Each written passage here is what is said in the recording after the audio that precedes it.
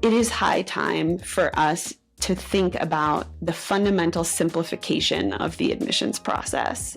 I really think that the conditions are right now for this new fundamental change to happen. Applying for college is often a stressful and complicated endeavor. Students must manage various deadlines and portals, submit resumes and essays, coordinate test scores and letters of recommendation, and so much more. A recent survey of 16 to 22-year-olds found that more than half of them said applying for college is their most stressful academic experience. Should we rethink the college admissions process? What could a new process look like? And could simplifying the process lead to more access to higher education? This is what I want to know. And today I'm joined by Melanie Heath to find out. Melanie Heath is the Strategy Director for Participation at the Lumina Foundation, an independent private foundation committed to making learning opportunities beyond high school available to all. Melanie leads a portfolio of work designed to increase student enrollment and re-enrollment in bachelor's degree programs around the country. She joins us today to discuss if we should rethink the college admission process. Melanie, thank you for joining us, and it's exciting to talk about what we need to do to make college accessibility more accessible. But before we do that, let's talk a little bit about your background, because you are in the education space. How did you get here? Oh, that is a great question. I kind of fell headfirst into higher ed policy and just love it. I come from a writing background, a creative writing background, and then I happened to find a job at the Utah System of Higher Education, so the central system office for higher ed in the state of Utah, and just completely fell head over heels in love with higher education. So I worked there about 9 years, did a lot of work around post-secondary access. So ensuring that the systems and the colleges in the state of Utah are accessible to all types of students. And then about a year ago, I joined the Lumina Foundation. And I feel incredibly lucky to work there. Now, you're originally from Texas, though, right? I am, yes, Houston girl, born and raised. So I have to ask the question, how does someone from Texas end up in Utah? Well, let me tell you, we have been having the biggest snowpocalypse this week, and I am kind of regretting this decision to live in Salt Lake City. But it's an incredibly beautiful place. The mountains are just right there. The city is big enough to have everything that you could need. There's a big airport, which is helpful because with Lumina, I travel quite a bit. But it's also small enough that you kind of know everybody. And so it's been a really good fit, but I do miss Houston, not so much the humidity and the weather there either. Well, I mean, out of the frying pan into the cold, I guess is what one would look at it. Yes, quite literally. Houston does get hot. So let's talk about the Lumina Foundation. I'm originally from Indianapolis. I know Lumina is based there. So talk generally about the mission of the organization, and then talk more about what you're doing while employed there. Yeah, absolutely. So the Lumina Foundation is one of the largest private foundations in the country that is solely focused on higher education. We know that research tells us over and over again that education after high school is super critical and becoming more and more important. There's study after study that shows that you really need some education after high school in order to be successful in your life economically, to be healthy, to improve the conditions of yourself, your family, and your community. Higher education also does this other thing where it puts us in a space where we're connecting with others, kind of around a common goal, right? Common goal to graduate and improve the world. And I think that connection piece is so important nowadays, particularly in a society where we find ourselves incredibly disconnected. And so higher education does that. And it really does connect us towards this greater purpose for our communities and for ourselves and for our families. The thing that we know, though, is that our higher education systems are not built for today's students. Today's students look very different than the students of, a few generations ago, right? They typically, students of today are older. Many of them have families of their own. They work full-time jobs. They might have responsibilities at home, like taking care of elders or others. And our systems haven't quite pivoted fast enough, I would say, in order to accommodate and support the students of today. And so a big goal of Lumina Foundation is to really support that pivot and to ensure that our higher education systems are systemically changing in order to better support the students of today.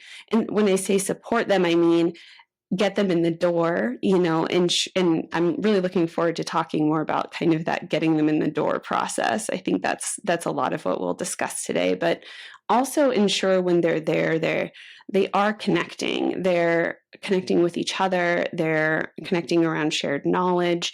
They feel that sense of belonging on campus so that they can graduate and contribute to their communities and to the broader country.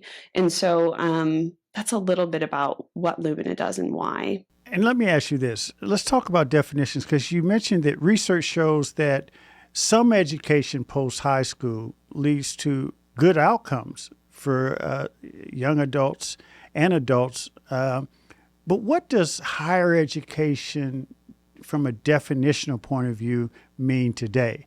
Is it skill development? Is it a bachelor's degree? Is it certification? Is it community college? In the past, when people talked about higher education, there seemed to be an assumption it was a 4-year degree giving program at a college where you got a bachelor's, liberal arts, science, what have you. But, as I said, there are so many things you can do to further your skill development, your education, knowledge base. What does higher education mean today? That is such a great question. And I think we do ourselves a huge disservice when we narrowly define higher education as a bachelor's degree, as it's always been done. When I talk about higher education, I mean any credential after high school. So that could be a short-term or 1-year certificate, an associate degree, or a bachelor's degree, or a master's degree, or a PhD, right? But research shows that a high school diploma on its own is insufficient nowadays for both workforce needs, but also wages for the individual, right? And so I think it's really important that we, as a society, really broaden the way that we think about higher education to include, credentials, everything from that 1-year credential up to a PhD. Yeah, I think that's very important. Now, one of the things that Lumina says that as a mission and goal, and you alluded to it, is Lumina works to ensure that 60% of adults will have a college degree, certificate, industry certification, or some other credential by 2025. I mean, that is a really huge goal. It's a great goal. So how do you go about achieving that goal? That is such a big goal and a big question. I think Lumina initially set that goal around 2008, and the country was at, I think, in the 40s of educational attainment of some type of education after high school. We are in 2024, 2025 is next year. I don't know that it's a huge spoiler to say we won't quite hit the goal, but we have made incredible progress and incredible strides. We are actually going to be announcing in the next month kind of the most recent update to where we are. And it's been really exciting to watch Lumina lead by kind of, we call it the attainment agenda or the completion agenda, right? This ensuring that graduation outcomes are top of mind. And so when Lumina kind of was first to kind of say, we need to really focus on attainment of a college credential. Now we're in a place where, because of Lumina's leadership, nearly every state has a goal around increasing the education attainment of their own population. In Utah, where I live, we had a goal for a long time of 66% by 2020. And that's another one where we didn't quite reach it. But I think this isn't a goal that ever has a finish line. There's no end. We are always going to be working towards increased educational attainment, specifically post-secondary educational attainment for everyone.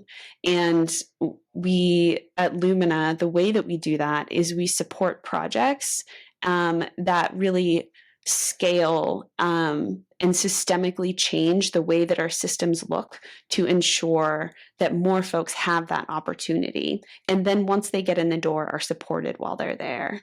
So a lot of what we've been talking about is sort of once they're in, once young people, students getting into these programs, these credential programs, bachelor's program, associate degree programs, making sure they make it through so that you can meet that goal.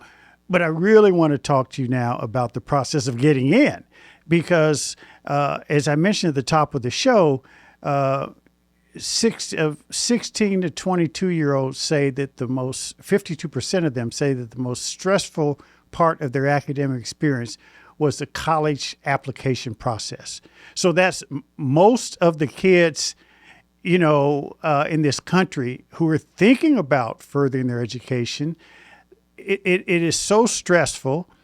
We know there's a challenge with, the guidance counselors. It could be funding. It could be experience. It could be the approach. It could be an old school approach that doesn't work in a new school world. So what should we be doing to make it an easier process for young people or young adults who maybe have graduated from high school and want to go back to get their some certification or go back and get an associate's degree? But everyone you talk to who engages in this process feels it's so cumbersome. And that's the ones who've been through it. So many young people know it's cumbersome, so they won't even attempt. Talk to me about what we can do to make it better. Kevin, how long is this podcast? This is my kind of my biggest axe to grind, I would say, about higher education. And it's completely heartbreaking, right? I spoke a little bit before about the way that our systems have not really kept up with not only the changing needs of today's students, but also just some fundamental, process change in technology and things like that. An easy example is, in the age of ChatGPT, why would we ever require an admissions essay? It makes no sense. I think it's kind of well known that particularly the admissions processes are antiquated. They are really cumbersome for students. They are too long. We supported a grant that wanted to help kind of streamline a process at a particular institution, the onboarding process. And they found that a student, in order to actually enroll in classes, had to create 7 different profiles just to do that process. It is high time for us to think about the fundamental simplification of the admissions process. And I really think that the conditions are right now for this new fundamental change to happen.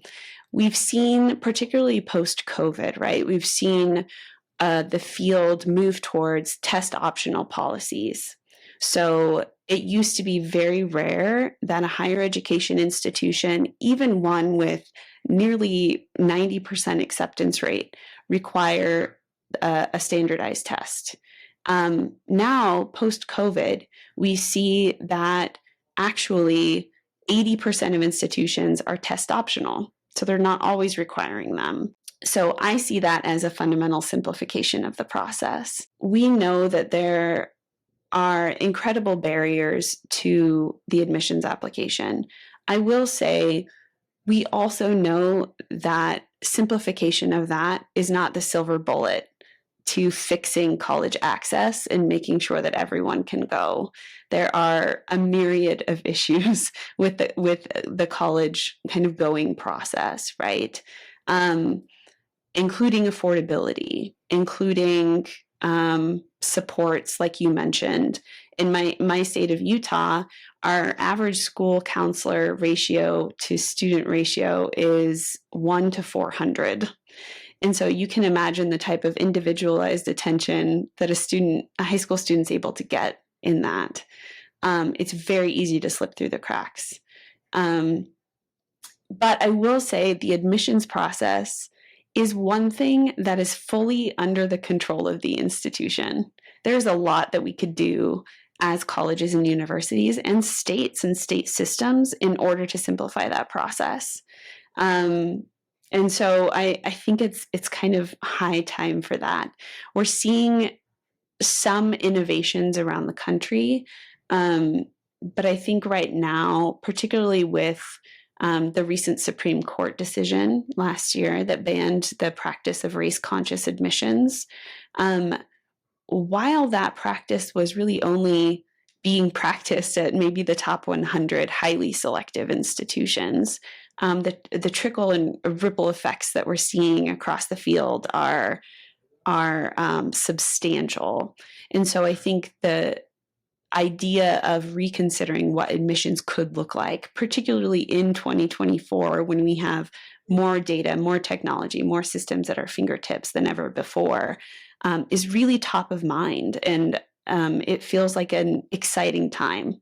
So let me ask you this. I'm going to put myself in the role of a college president, a job I wouldn't want, but I'm put myself in that role.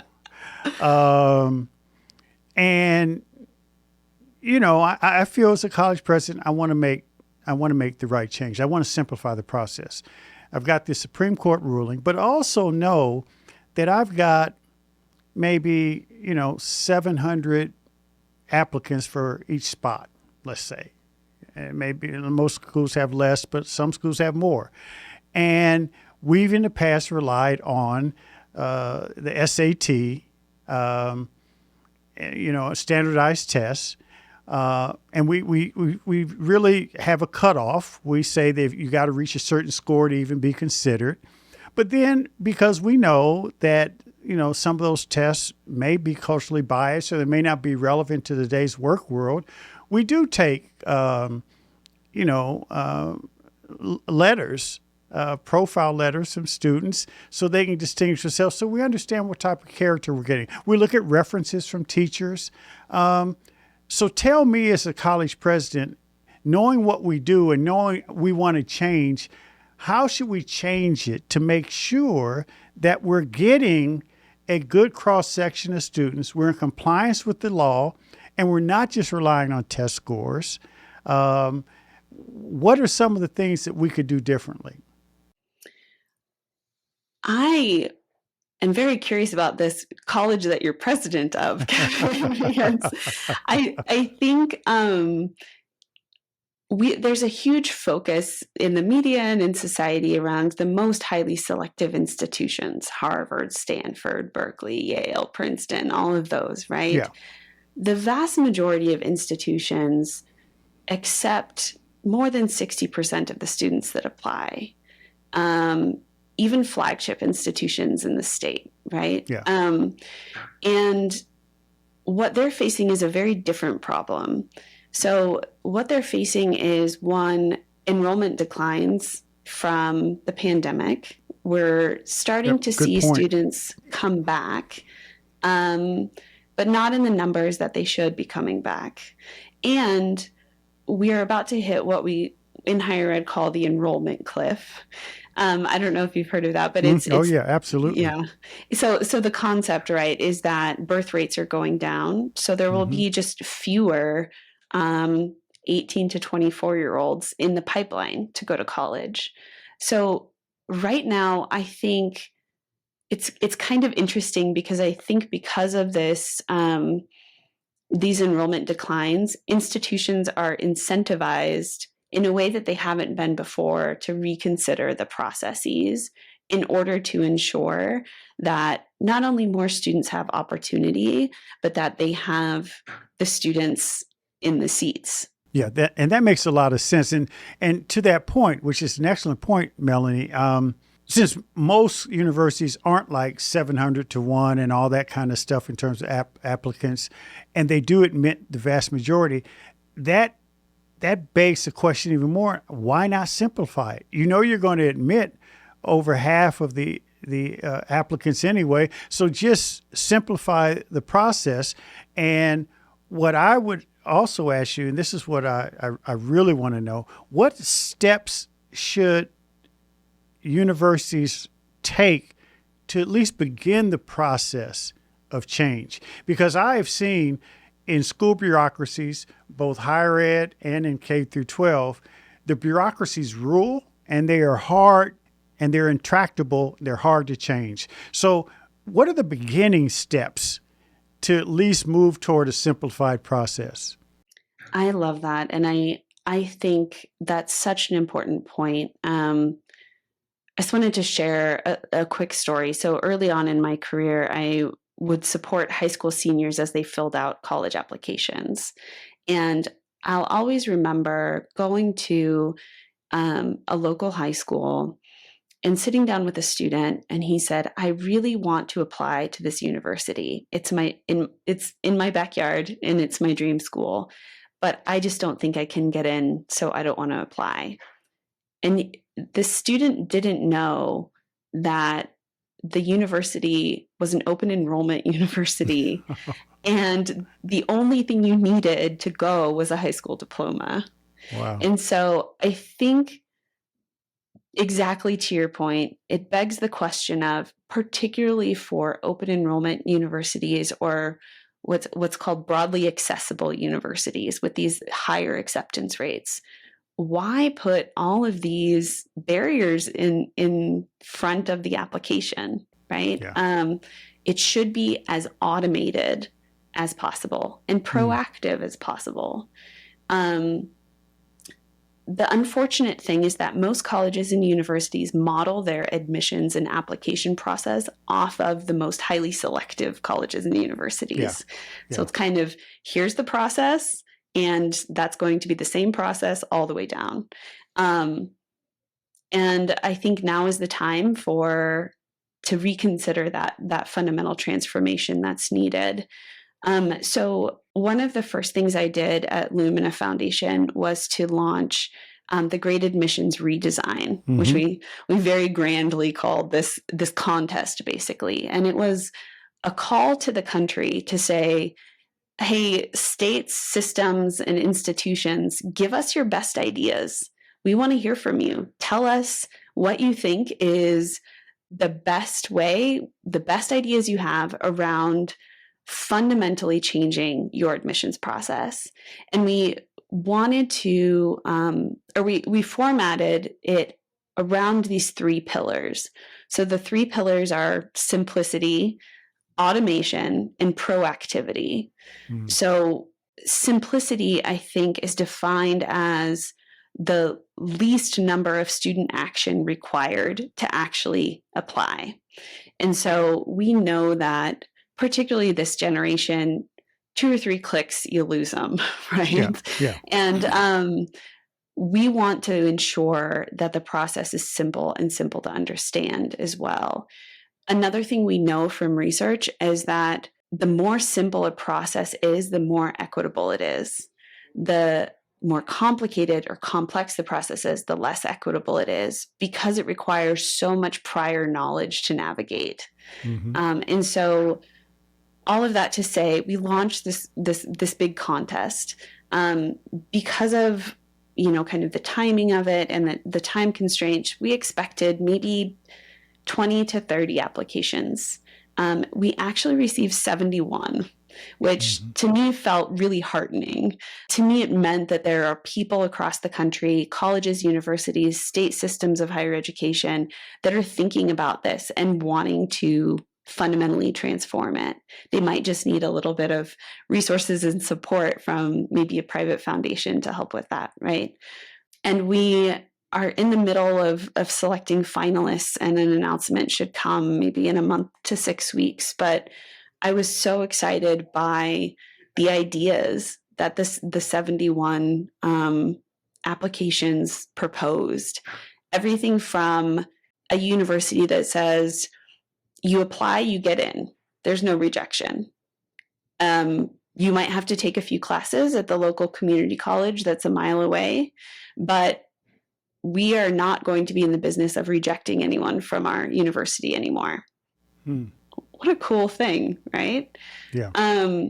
There's also something called direct admissions, where essentially, in its most true form, there is no application at all.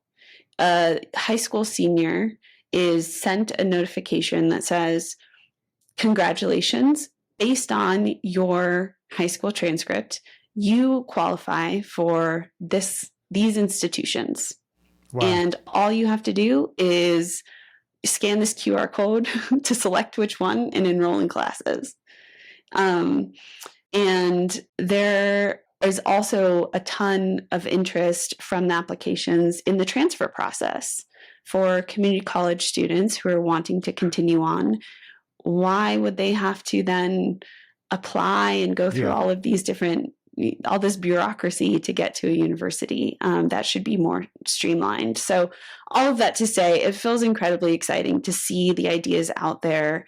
And I think that there's some energy around this right now. And I think it could be this really wonderful and exciting time in higher ed of transformation. Yeah, I think you're right, Melanie. Those are great ideas. And the last thing I'll say on this is, while higher ed has its obligation, responsibility, the K through 12 system has its as well. And we talked about, the counselors and just the lack of information that flows to students. That example you gave of talking to the student who said, the dream school I'm not going to apply to, I won't get in, it's open enrollment.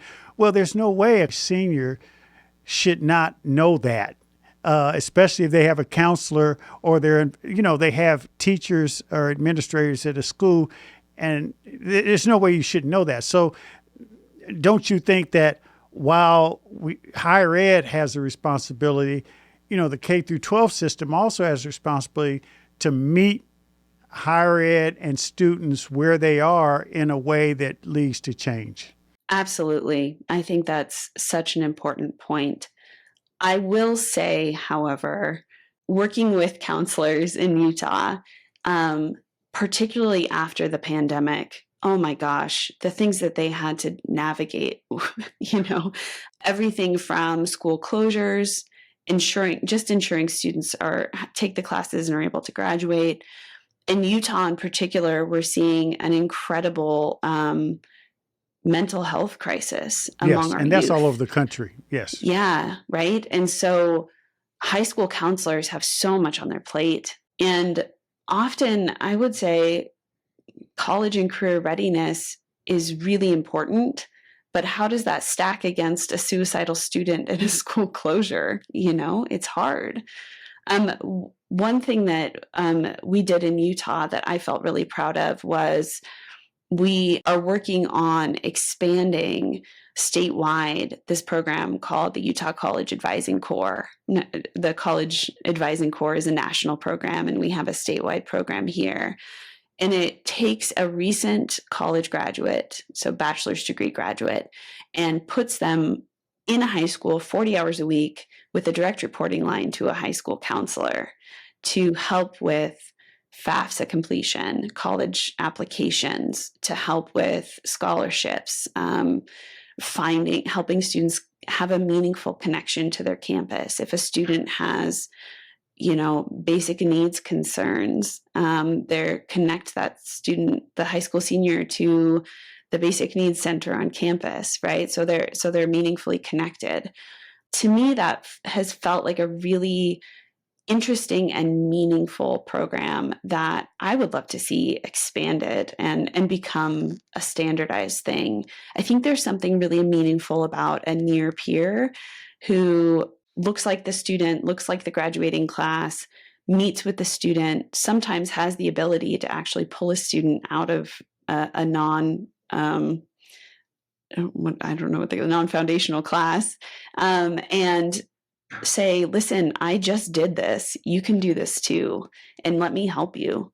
And so all of that to say, I think there's a ton that can be done together between K-12 and higher ed, co-funding these access advisor programs to take a little bit off of the school counselor's plate, but also ensure that student or that college access advisor still is integrated into the counseling team. Yeah, I think those are great points. And I think that I've heard about that program. The near peer approach makes sense.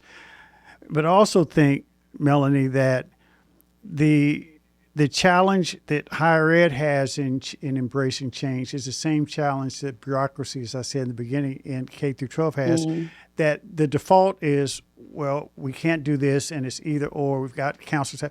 Well, you know what? I've heard of change is doing something. And you mentioned the near peer example. There are other examples where, some schools have said, we're going to have an assembly, and every junior is required to come to this assembly, once a month, and we're going to just do the nitty gritty of the whole college or community college or skill certification program process. And they have people come in, and it doesn't cost a lot of money. The point is that the default can't be, in my view, we can't do it because we got other things, which is kind of a bureaucracy speak approach. And, for those superintendents, school leaders out there who may be listening, do something different in order to meet the need that's obviously there. And with that, Melanie, thank you so much for joining. This is really, really an important topic. I think that you're doing work that's meaningful. We have got to make the college higher education experience more accessible to young people. 100% agree. Thanks so much, Kevin. It was lovely to chat with you. Really appreciate your time. And thank you for joining us on What I Want to Know. Thanks for listening to What I Want to Know. Be sure to follow and subscribe to the show on Apple Podcasts, Spotify, or your favorite podcast app so you can explore other episodes and dive into our discussions on the future of education. And write a review of the show. I also encourage you to join the conversation and let me know what you want to know using hashtag WIWTK on social media. That's hashtag WIWTK. For more information on Stride and online education, visit stridelearning.com. I'm your host, Kevin P. Chavous. Thank you for joining What I Want to Know.